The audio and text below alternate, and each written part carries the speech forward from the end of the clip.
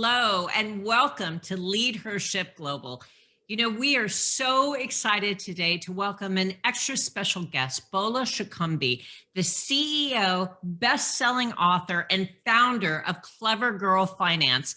I could not be more excited to speak with Bola about the secrets to achieving financial freedom and building real wealth. It's really important for women, regardless of their marital status, single, divorced, widowed, or married, to take much more active role in their financial lives. By taking a much more active role, women will gain more clarity, more confidence, and more control of their lives. And in order to do so, women need to learn as much as possible about money. And that's why today's conversation is so important. For many women, money is an emotionally charged issue. It may represent power or love or control, especially in relationships. And our beliefs about money and our emotional attachment to it strongly influence the way we spend and the way we handle our money. So, getting better about money and having a deeper understanding about money actually takes work, but it doesn't have to be overwhelmed. Equipped with the right attitude and the right education, women can feel empowered and confident about their financial future. Clever Girl Finance is a financial education platform aimed at providing women with financial guidance that will inspire them to pursue and achieve their dreams of financial independence. And this is the driving force behind Clever Girl Finance. And to speak with us today about how to improve your money mindset, organize your finances, set the right financial goals, and create a budget that works is the founder and CEO of Clever Girl Finance, Bola Shokumbi. That's right, Linda. We're so thrilled to have Bola with us today. Let me tell you a little bit more about Bola. Bola is a certified financial education instructor, a money expert, a speaker, a writer, a podcaster, social media influencer, and mom, and the CEO, best-selling author, and founder of Clever Girl Finance. Her main goal is to help women become accountable, ditch debt, save money, and build real wealth. And Bola's goal is to help women take control of their finances, stop living paycheck to paycheck, and build wealth so that they can live the life they really want to live. She's been featured by Time.com, Money Magazine, Fortune, Good Morning America, CNBC, ABC News, Cheddar TV, NYC's Pix 11 News, the Chicago Tribune, as well as several other media outlets. And Bola, we are thrilled to have you with us today. Welcome. Thank you so much for the opportunity to be here. I am so excited to talk to both of you amazing ladies. Thank you. We're thrilled to have you. Today's going to be an awesome deep dive into the really juicy discussion of wealth management and taking control of your money. So tell us a little bit, Bola, about why you have such a passion around helping women take control of their personal finances. Yeah, so the story behind my passion is multifold, but it goes back to just me as a child observing my mom. So my mom got married very young. She was 19 years old. She married a guy who was in his 30s. She had a high school diploma and that was it. And she was a traditional mother, typical wife, stayed home, took care of 4 kids.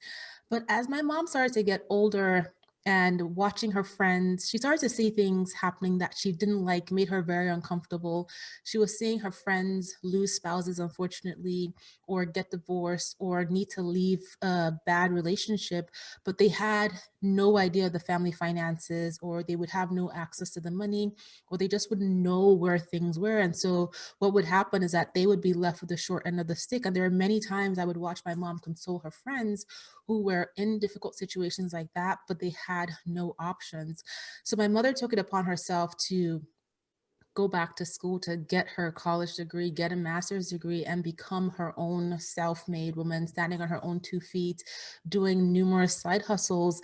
And lo and behold, several years later, she eventually became our family breadwinner when my father went through a financial downturn. And, given the fact that it was a very traditional marriage, it was challenging for my dad to see his wife going to college and needing a babysitter when you were supposed to be taking care of the kids. So fast forward many, many years, I'm now in the similar age as my mom, and I'm starting to see the same things, similar things that my mom was experiencing when I used to sit in that little corner in the living room and observe her happening with my own friends, navigating finances, trying to leave difficult situations, wanting to get divorced and things like that. And one of the things I've always been passionate about, just, observing my mom and having her talk to me, is wanting to do well with my money. And my mom would always tell me, you never want to be a liability on a man or on yourself. You need to be able to stand on your own 2 feet. Doesn't matter who you marry, doesn't matter any of that. You want to be able to have your own money. And so coming out of college, I was focused on, how do I budget? How do I save? How do I invest? And I was able to do that. And I would always talk to my friends about money. So starting Clever Girl Finance was something that came to me out of passion. I wanted to help other women like me. I talked about money and financial wellness all the time to my friends, and just starting to see my friends going through those situations, and then acquaintances and coworkers. I was like, I should start sharing my story and sharing what I'm doing. And so, I'm really passionate about women and financial wellness. And you also have to keep in mind that, like my mom, she came from a traditional life, expectation, where, if you think back, depending on the age of your listener, to their mothers or their grandmother's age, the traditional way was, the fathers would come home from work, the mom would have dinner ready, they sit on the table, eat, and this is not everybody, I'm just giving you a broad example. And at the end of dinner, the dad will take his sons aside and talk about business and work, and the mothers will take their daughters into the kitchen and tidy up and talk about recipes. And everybody has a great recipe from their grandmother, right? But we are in a world today where women are choosing not to get married. Women are sole household earners. Women are breadwinners. Women are decision makers. And despite the gender wage gap, which is a different topic, a lot of women are earning more than their mothers and their grandmothers, right? We no longer need the man to open a bank account or to buy a house or to get the mortgage. And so we're in this space where we have all these factors working against us: gender wage gap, investment wage gap, finance institution that's built and designed for men by men, where we really have to take ownership of our money, of our financial wellness, knowing that we live longer on average, knowing that by our nature, we give, we want to take care of our children, we're choosing to stand on our own 2 feet. So all of that, combined is what drives my passion for financial wellness, specifically for women. What a great answer, Bola. And I will say, what an amazing role model to have with your mom.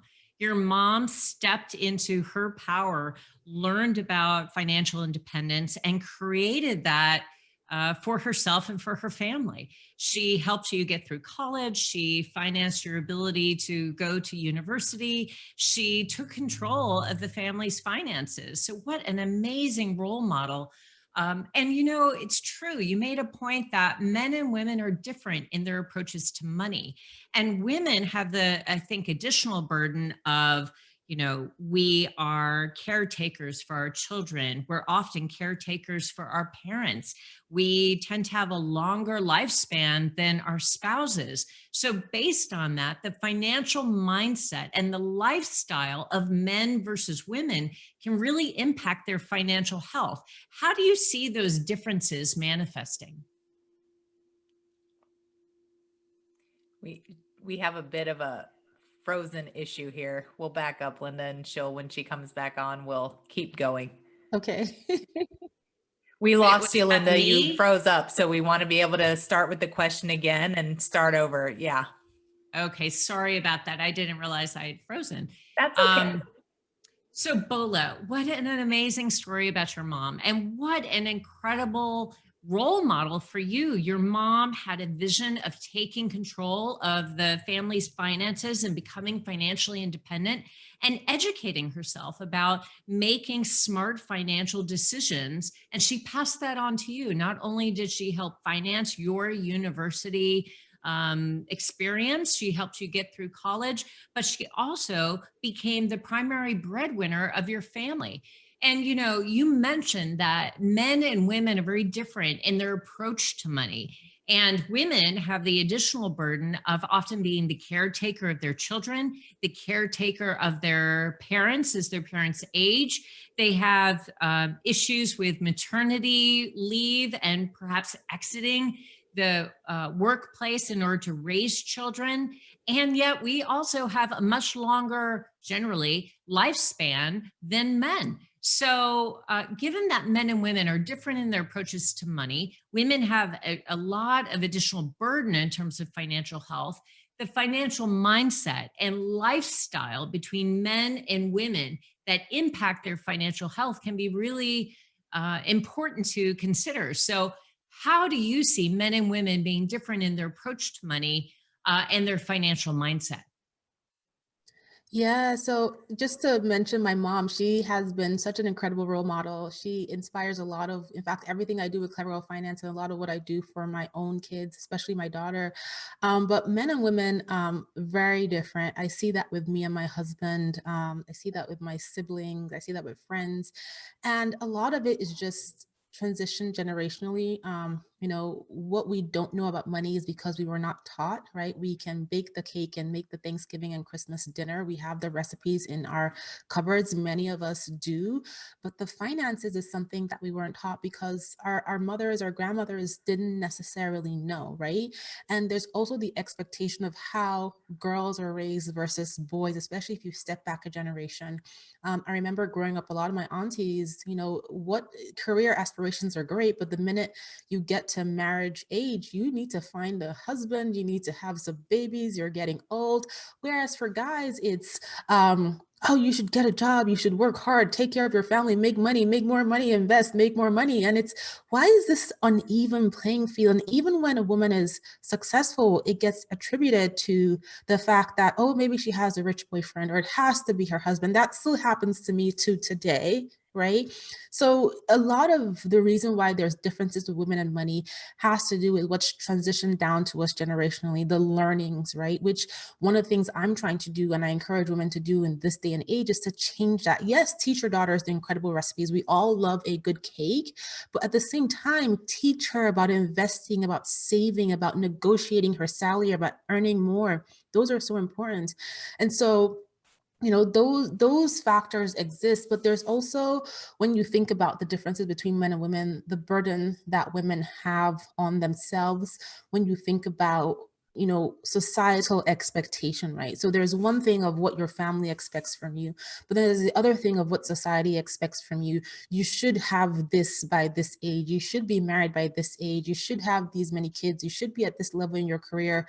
If you haven't accomplished XYZ, then you're not good enough. And so a lot of us as women, because number one, we don't have those learnings, there is that societal expectation. We come away with those things combined, telling ourselves we are bad with money, right? And we have to keep in mind that we live longer, like you said, Linda, but we're not earning as much. And the fact that we're not earning as much means that we're also not investing as much, right? And so by nature, we tend to be more conservative. We're caregivers. We will give to everybody else before we think about ourselves. When it comes time to take time off of work, your boss, your office will tell you, listen, yeah, take the 3 months of maternity leave, right? But when you come back, it's not going to impact you. But guess what? Those are 3 months that you were not there to work and prove yourself and be top of mind to your boss. So it does impact you. Many women have to take time off of work to raise children because the cost of daycare is astronomical. Many women have to put their career dreams, their business dreams on hold because they just can't manage the schedule with kids, with pursuing the career, with pursuing the business. These are things that men don't necessarily have to deal with. And, I'm sure there are other burdens that men have, like thinking about making money. But when you compare the two things, it's not the same, right? And so there are differences. And I think it's important that as women, we start to get comfortable with this idea that we have power.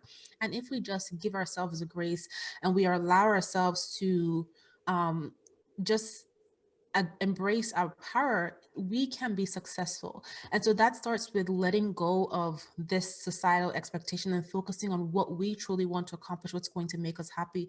This means, freeing yourself from the shame and embarrassment you carry about money mistakes and understanding that everybody has made a money mistake. This means when we're having conversations with our girlfriends about hair and reality TV and even sex, money becomes a normal conversation as well. And as opposed to comparing ourselves to each other, we make ourselves accountable to each other as we work towards building wealth, as we work towards negotiating for better pay, as we work towards investing, which is how we grow our money. And very importantly, as we work towards teaching our children, especially our daughters, about money to make this a more level playing field into the next generation. I think that makes so much sense. And, if we look at just this year, Bola, 2020 has just been such an economically devastating year to so many families. But the data that's coming out now that says that women are, not surprisingly, sharing, an unfair burden of their fair share of the economic challenges of 2020 is pretty alarming as well. I don't, you're so steeped in that data, but what can women do? Do you have any practical advice for how they can adjust financially to the downturn we've experienced in 2020 in terms of their personal finances? Yeah, so the downturn of this year has been devastating. It has been more so impactful, to women, minority demographics, but women specifically. When you think about the fact that we just had this conversation before we started recording, our kids coming in to interrupt meetings. There are individuals I know who have had to close their businesses. They actively worked in their businesses, in their cleaning service, in their hair salon, and they couldn't go into work because there was nobody to watch their children. That can be devastating, especially for single mothers, especially for sole household earners. There is the burden that I've read so many articles on this and just experience this firsthand and talking to my friends, the burden of, even if you're in a relationship, in a home, you're both working from home, and a lot of the home management still falls on the mom. A friend of mine was talking about working from home. Her husband was also working from home. Kids were home. She got her kids ready, navigating breakfast, readjusting her schedule so she can give her kids lunch, help them on Zoom because they're really small. And her husband comes around. He's like, "Oh, I can't find my socks." She's like, "Oh, excuse me, you're also here with me. Figure Yeah. exactly." So, this has been challenging for many women. And so the advice I like to give is you have to look at it this way. There are many things working against us that were working against us as women before this pandemic, continue to work against us. And there's now added additions on them, especially if you have children, especially if you own your own business. It is a real struggle. And so the first thing I want people to know, women to know, is that this situation is temporary, right? A lot of people are getting caught up in the woe is me, I can't believe this is happening, and that those are valid, but I want people to be optimistic. I want women to be optimistic and look ahead, and don't allow how you currently feel to be the roadblock from preventing you to create plans, right? You may have lost your income. You may not be able to go to work. You may be facing challenges with your kids being home, but the one thing that's in your control right now is the ability to create a plan. It's the ability to create a roadmap of where you want to go to despite what's happening right now. If you are fortunate to be working, you're employed, your business is bringing in income, the number one thing you want to do is save. Cash is queen right now, especially given the fact that the economy is still being pieced together by all these different plans, stimulus checks, PPE loans, student loan deferral programs, all these things that are not long-term sustainable. So it's really important that you save so that as time progressive, if there are economic issues that impact your job or your business, you can navigate through the season. If you're in that position where your finances have been impacted, you've lost an income, you have no income coming in, apply for the benefits that you qualify for. Call your lenders, call your service providers, ask for assistance. There's no shame in this game. It's about being able to survive, get yourself back on your feet. And depending on whatever situation you're in, you can still create a plan. You can create a plan to save more. You can create a plan to recover, to pay off the debt in the future. But you want to give yourself some control over the situation. And you can do that by creating a plan. This is also the time to get super creative. If you look back to 2008, the Great Recession, if you look back even further to the Great Depression in the 1930s, you'll see that during those periods of history in the United States, those periods of time generated the highest number of millionaires in any given period of time. And that's because when things got tough, when things got difficult, people got creative. They got out of their comfort zones. They did things to bring income in. This could be the time to start that business. This could be the time to get a part-time job, keeping yourself safe.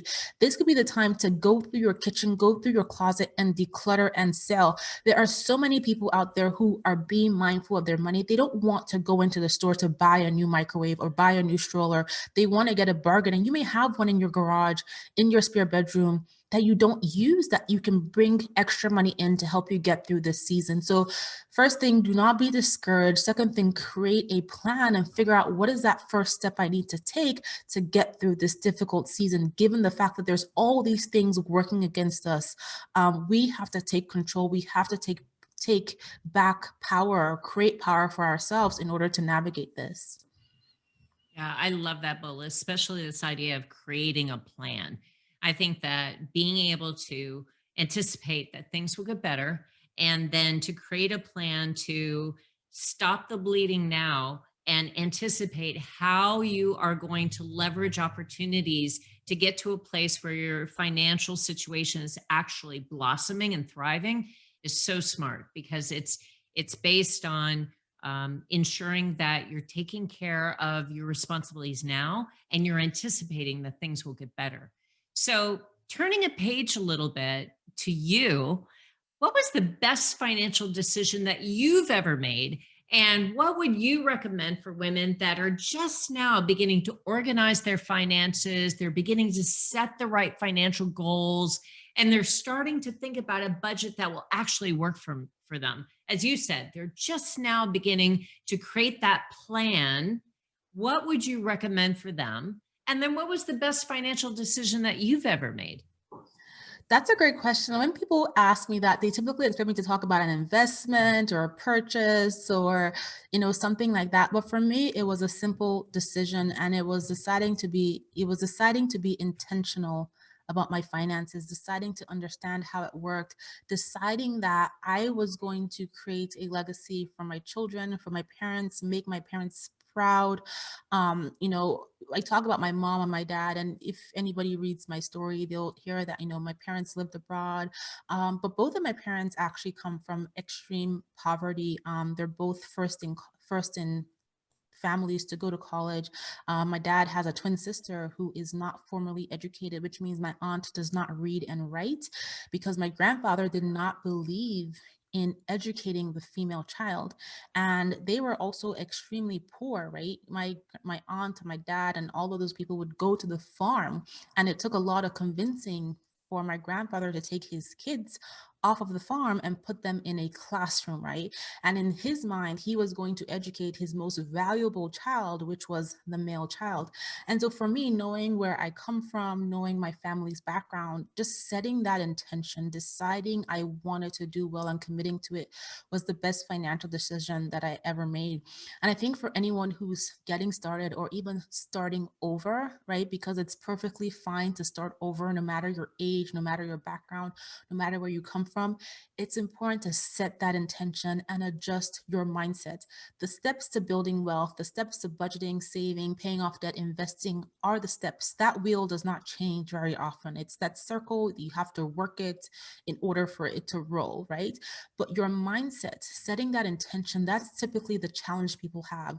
It's telling ourselves we are bad with money. Nobody in my family has ever been successful. I have so much debt. I can never pay this off. I don't earn enough money. For many people, that's the limitation. That's the block that sets them back for years because they cannot get past that mindset. They cannot just get past those thoughts, and that limits them so much. So setting the intention, you don't know what you don't know. You don't have what you don't have. But when you set the intention, then you're more compelled to take that first step. Okay, I'm going to create a plan. I'm going to pick up a book. I'm going to start to budget. I'm going to get a spreadsheet. You start to take those actions because you're dismissing people telling you about your family history. You're dismissing people telling you you're meant to be in debt. That's the American way. You're dismissing being overwhelmed by the amount of debt that you have, even if you don't have the income. So that intention piece, it gets minimized. It gets, the budget is not the cure. It's you. It's in your head. It's in your heart. That's where it starts. So that's what I will tell anybody. Set that intention, adjust your mindset, and get prepared for the journey. I love that. And I think especially for women, you talked about kind of getting stuck in the mindset loop, Bola, but one of the places I think women get stuck a lot is in this idea of overspending, especially. So, how can women, I know you're giggling, how can women become a budgeting boss and, really learn how to create a budget that works, that they can stick to while curbing their kind of overspending habits? I think everybody has been guilty of overspending. I recently did a YouTube video that I shared on social media where I talked about the 10 things I no longer buy. And those 10 things are also tied to a lot of money mistakes that are tied to a lot of overspending. So I'm not a saint here. Nobody is. And if anyone is pretending to be that saint, you need to move on to somebody else. So I think when it comes to budgeting, first of all, it's really getting clear on what your budget is. Many people look at budget as punishment. It's restriction. It's, my money telling me what to do. I don't like to deal with it. Nobody likes budget. I don't really like a budget, right? But when you flip the idea of what a budget is on its head, then you get more comfortable about it, right? So a budget is you as the boss telling your money what to do. You are the CEO. Your money, those are your employees, right? They come into the office. You're like, you go pay off debt. You go plan the vacation. You save, you invest. I'm telling you what to do. If you have a company and your employees just come in and hang in the break room, leave early, come in late, you wonder why your company is crashing. It's because you have no control, right? So your budget is you telling your money what to do. So first thing, change your mindset about budget. Second thing, there's no rule that says a budget needs to be called a budget. Call it whatever you want. Call it because I'm so fabulous. This is my plan to win. Call it because I'm going to be a millionaire. Call it because I'm going to be debt-free. I'm building generational wealth. Call it something that gets you excited and knowing that this is you telling your money what to do. The second thing is to give yourself grace. Budgeting is not about perfection, right? A lot of people are like, I'm going to create this budget, and if I don't stick to it, if I haven't stuck to it by the end of the month, I'm a failure. I'm bad with money. I don't know how to budget. No, a budget is just to help you track how you are spending, help you assess and adjust for the next month. It is basically a guide. It's you looking at how your transactions are going and adjusting accordingly. So it's a work in progress. It's not something you create at the beginning of the month, or at the beginning of the year, and then set it and then forget it. It's something that you should be checking in for a few minutes every day just to see how you're doing. That is the purpose.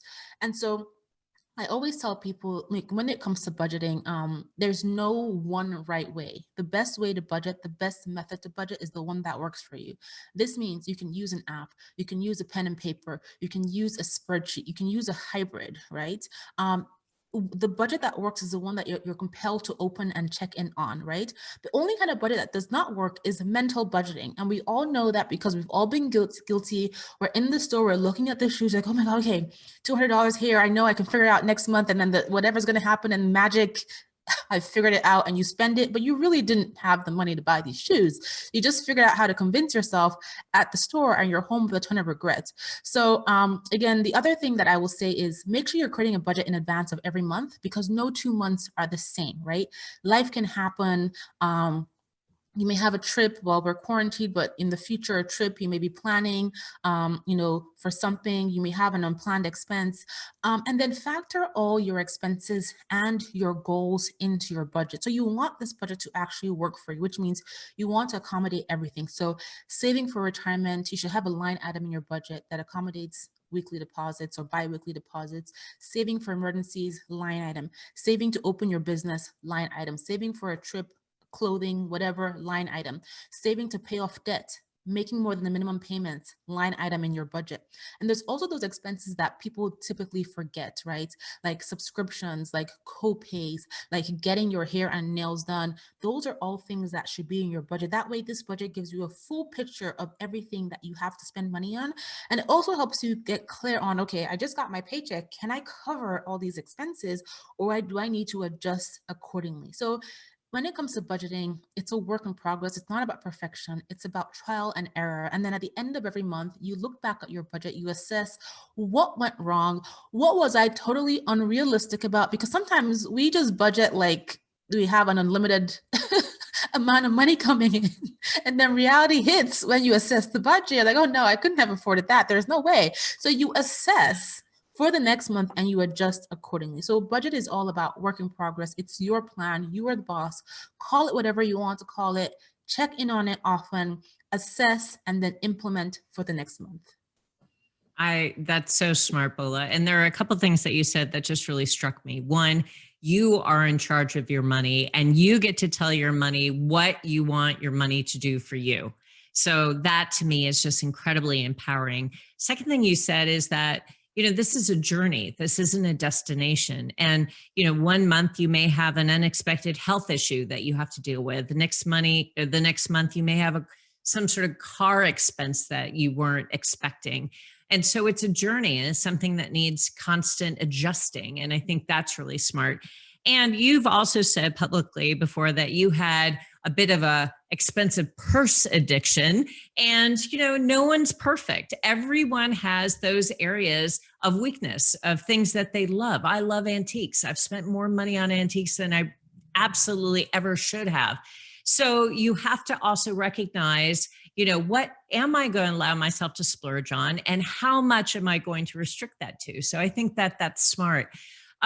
And so, one of the themes here is not only taking financial control, but also becoming financially independent. So what are some of the best first steps from your perspective to create multiple income streams to accelerate either your debt payoff or save more money, achieve financial goals, plan for retirement? What are some of the best first steps to create those multiple income streams so that your money really is working hard for you? That's a great question. And when it comes to creating income streams, I think a lot of people need to be mindful of the purpose of that income, right? The last thing you want to do is put all this effort into creating all these different income streams, and then all this money is going towards debt that's being, that's accumulating interest. And it's like, what am I spending all this time generating income streams for when I haven't tackled my debt? So the first step is really to get a hold of your debt and have a plan for your high interest debt to get ahead of those interest payments. Because when it comes to debt, what keeps people stuck is rarely the principal balance, right? If you had a 0% balance and you're making a fixed payment every month, that debt will go away. The challenge is interest and compounding, and how it compounds daily and monthly and weekly and whatever is in the fine print, which in many instances, when you look at it, many people end up paying much, much more than they borrowed, right? Classic case is your mortgage, your home. You buy a home for $100,000 and 30 years later, and when you factor in interest payments, you've paid like $500,000 for this $100,000 house. So your goal is to get ahead of the interest payments, and what you're doing in order to do that, you need to make more payments in excess of the minimum.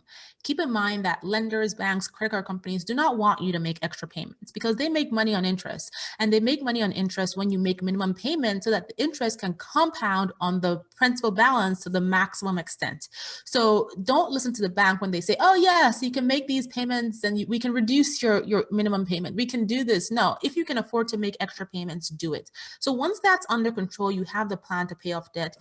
Shift to thinking about creating income streams. And the lowest barrier to entry, right, is investing, right? How do you begin investing? For many people, their first touch with investing is through an employer's plan if they offer one, or by starting their own IRA if your employer doesn't have one, or if you are self-employed. It's a low barrier to entry. You don't need a ton of money to start investing. And investing is how you grow your money, right? And over time, with appreciation, dividends, compounding, that becomes an income stream. It's right there. It's easy to reach. It takes time and consistency over time, but that's the first place to start. Second place, passive income streams, or not just passive income streams, but other income streams, is low barrier to entry, look around your home. Like I said, what do you have that is staring you in the face that you don't need to have, that you can take this money, you can sell it, take this money and put it towards an investment, put it towards a side hustle or business idea, do something else than just staring at this thing. That's how I felt about my handbags, by the way, Linda. I would walk into my closet and they would be staring back at me, and I would in my head just see stacks of dollar bills. I'm like, this is so stupid. I have to sell these things and put it to better use. So think about things that you own, and then start to educate yourself about other ways to invest, investing in your own brokerage accounts, investing in real estate, investing in business, be it your own business or somebody else's business. And each of these categories have different ways that you can generate multiple income streams, but start with the lowest barrier to entry, which is taking advantage of an employer plan, an IRA, selling the things that are staring you in the face that you don't need, and then start to explore other revenue streams. One really important thing to keep in mind is that when you are thinking about creating multiple streams of income, don't consider your job to be enough, right? With your job, there's a cap to how much you can earn, and that's based on what your employer is willing to pay you. And this comes in the form of you exchanging your time for money. When you step out of that mindset and you think about ways to invest to generate more income streams, there is no cap to how much you can earn, to how much your money can grow. And that's really, really important. The second thing is that building multiple streams of income requires you to step outside of your comfort zone. It's not going to be comfortable. You can't be in front of your TV watching Netflix and expect the income streams to happen. You can do this after you've established those income streams. Be in front of Netflix all day, right? That's the whole point of having money. But before that, you're going to have to put in some groundwork. And then finally, I will say that be patient. Income streams take time. People get caught up by seeing people on social media showing, I have 3 income streams. I invest there, I have this, money's coming from there. But it takes time. If you were to really dig into their backstory, it took time, or they're telling you lies. So be patient with yourself. Take time to learn how things work and work your plan. We talked about a plan earlier on. Start taking steps on that plan to start creating those income streams. Well, I want to just switch gears for a minute and talk a little bit about topics that will be just like really relevant for our entrepreneurs listening. So for entrepreneurs, what is the best advice that you can give to them in creating a solid business plan or simplifying your business finances so that they can grow their business? Maybe it is one of their income streams, but simplifying and growing is a challenge. And so what advice could you offer our entrepreneurs? That's such a simple yet loaded question because there's so much to say about that. I'm a huge fan of business. I'm a business owner. I've had side hustles when I worked full time for as long as I can remember.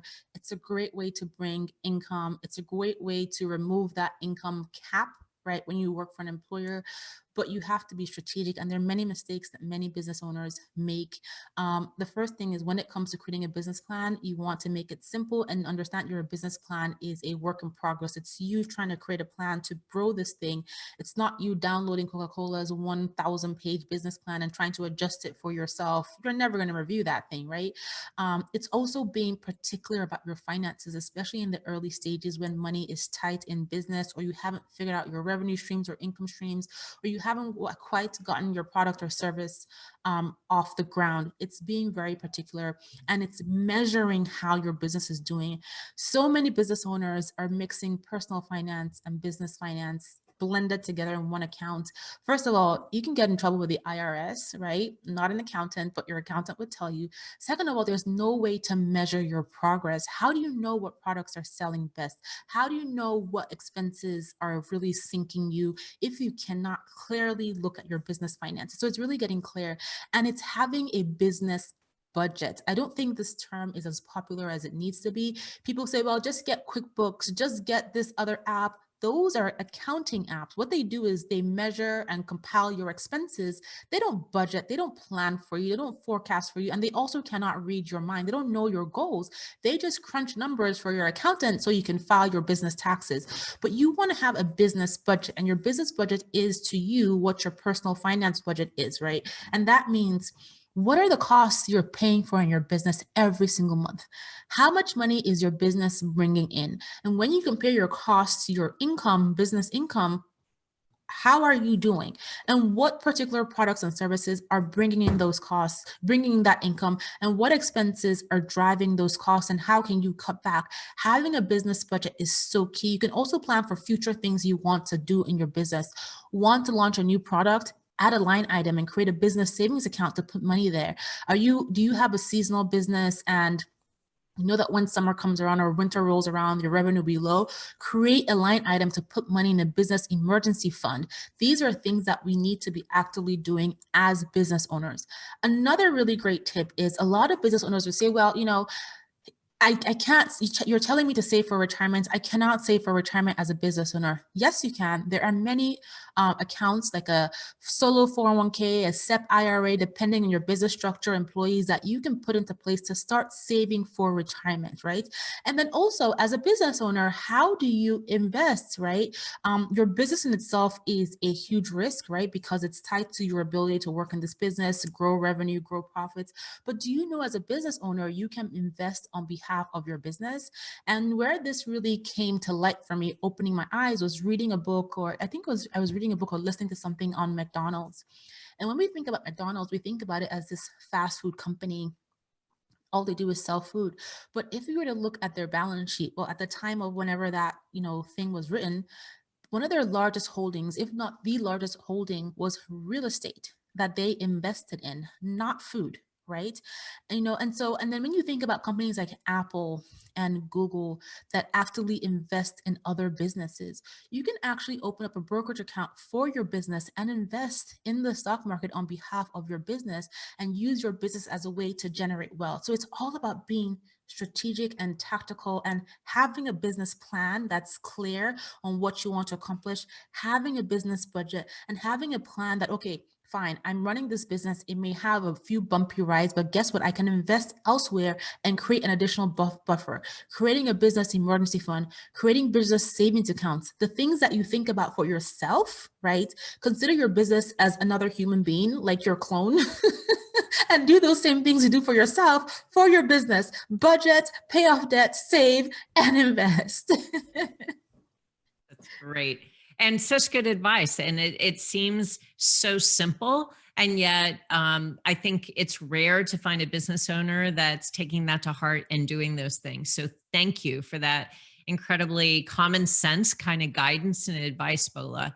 So last question for you. And again, I feel a little greedy even asking you for more advice because you've given us such wisdom, such insight this afternoon. Thank you so much. But wondering what the best leadership advice it is that you've received. You have created an empire yourself at a very young age. And certainly you've received a lot of really great advice over time. So what is the best piece of leadership advice that you've received and put into practice that you would share with our audience? I think I just look young, Linda. Don't let looks deceive you. Well, you do look young. Yes, for sure.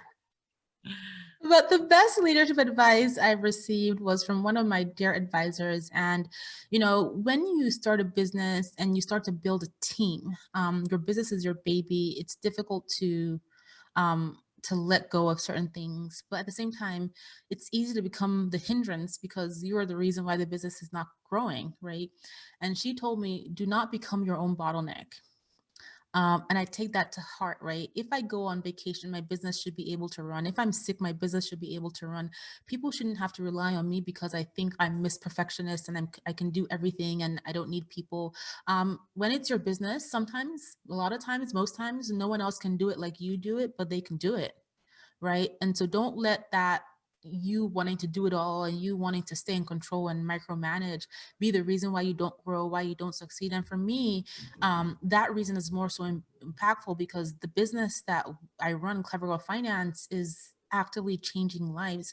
And I don't want me being the bottleneck to be the reason why we couldn't help a woman out there who is trying to get her finances together to change her life. So that's the best leadership advice I've gotten. Just don't be your own bottleneck. Yeah.